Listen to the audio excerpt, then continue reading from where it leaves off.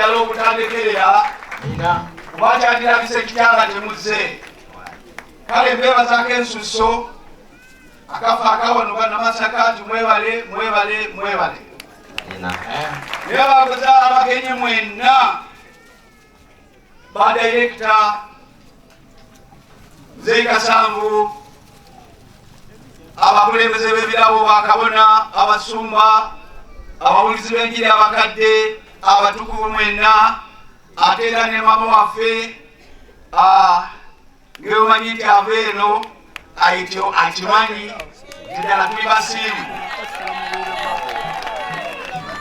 mukama waffe yesu yebazibwe nja kudda wabula njagadde kubaaniriza nti mwebale mwebale mwebale. Amina. Haleluya. Amen. Nenga bana Masaka ez'engalo tezimala.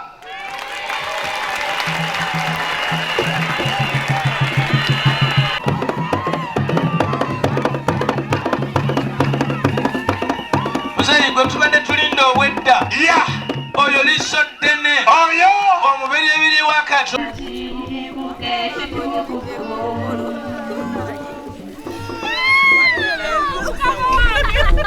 Oh, Yesu, Eva malaika, Eva nipaniza, Chibuke chitokomo.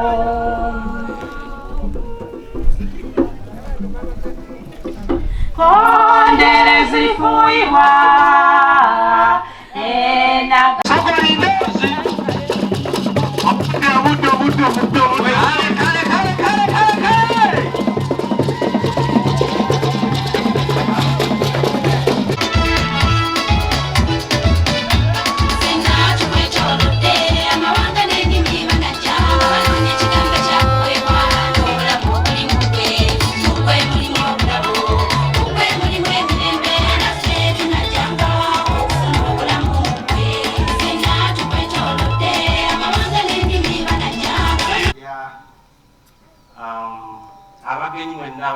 all invited guests in this place.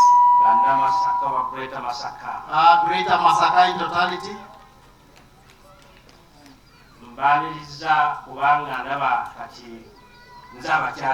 welcome you for it's me was hosting you now. Praise the Lord Jesus.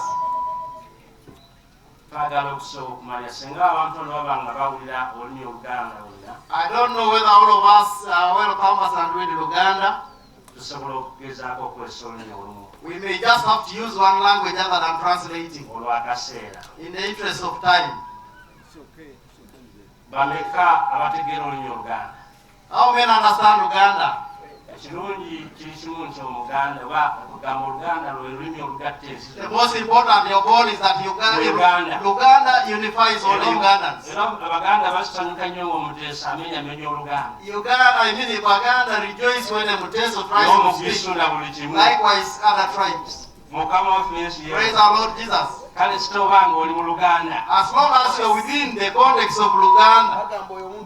Isn't it so? So we may have to use Luganda alone.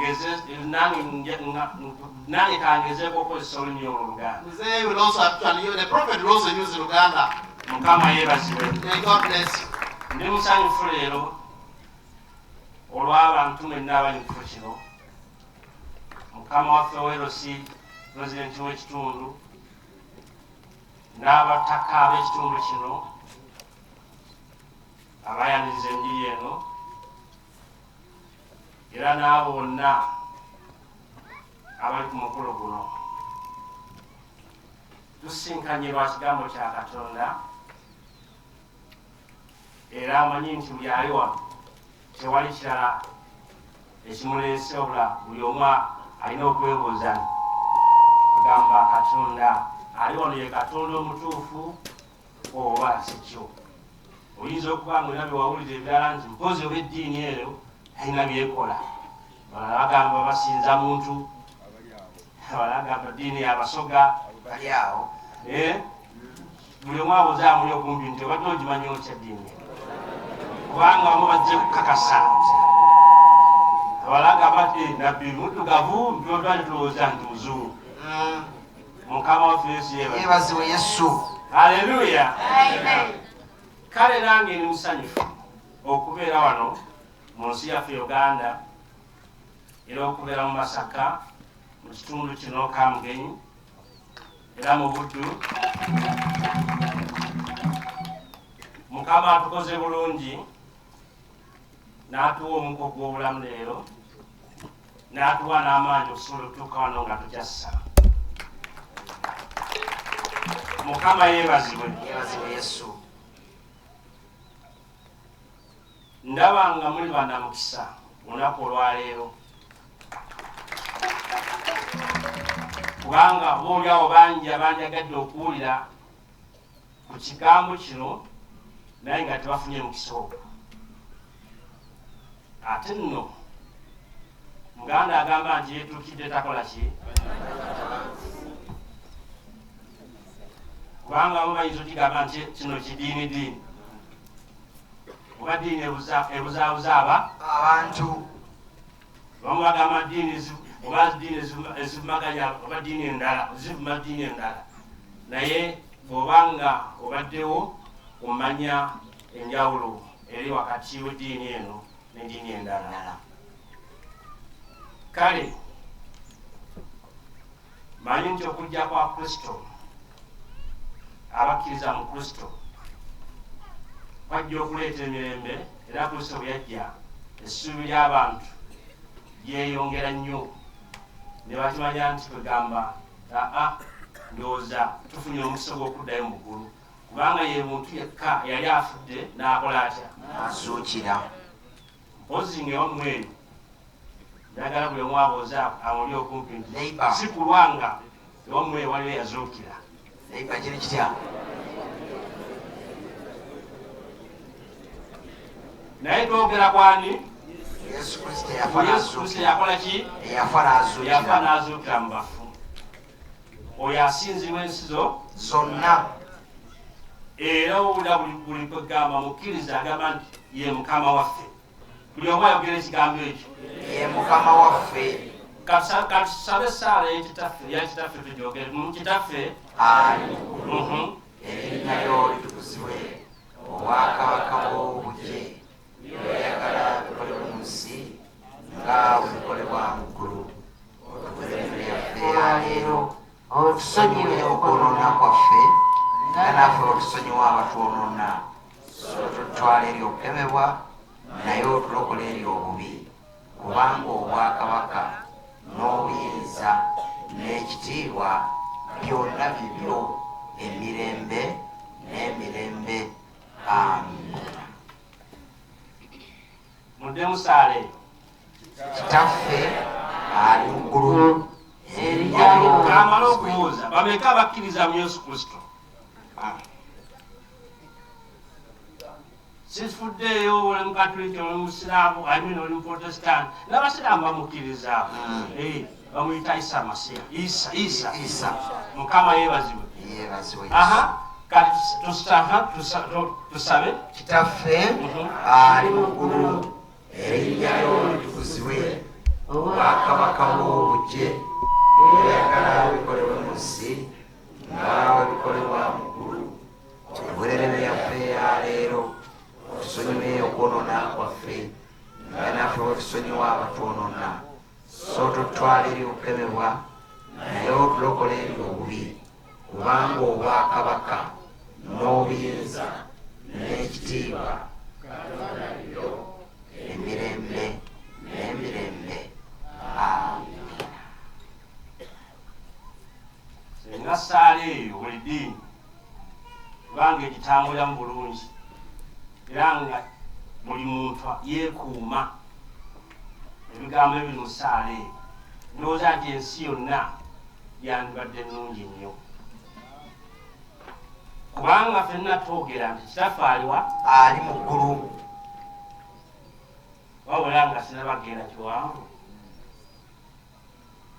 mubeere bamazima. buuza akuli okumpi nti kitaawo asula waabeerawa?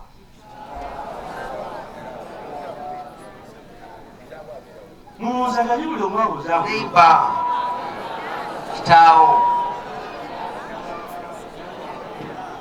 bakubino kati taata wabeerawa bakubino bye twamaze okusoma oba okusaba ntigamba nti tafaalibwa ali mu ggulu naye senga nkusinkana nombuuza nengamba nti owaayo oli mwana waani buli omu abuuza muli okumpi oli mwana waani mwana wa Difaasi abaganda tulanye mwana wa tukole tutya Difaasi aha buli omu noyo wamuli okumpi mutabanyi wa Dodoviko muzzukulu wa Kamuntu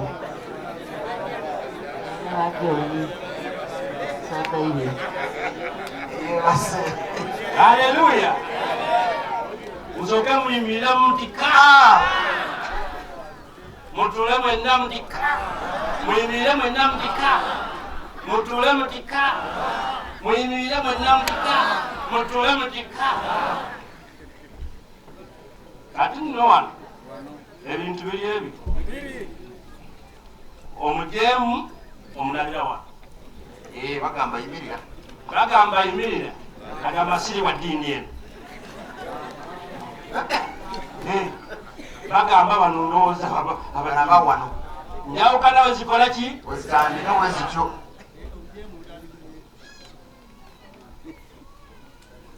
naye singa tulina kabaka omu n'agamba funa tuyimirire tuba tulina kuyimirira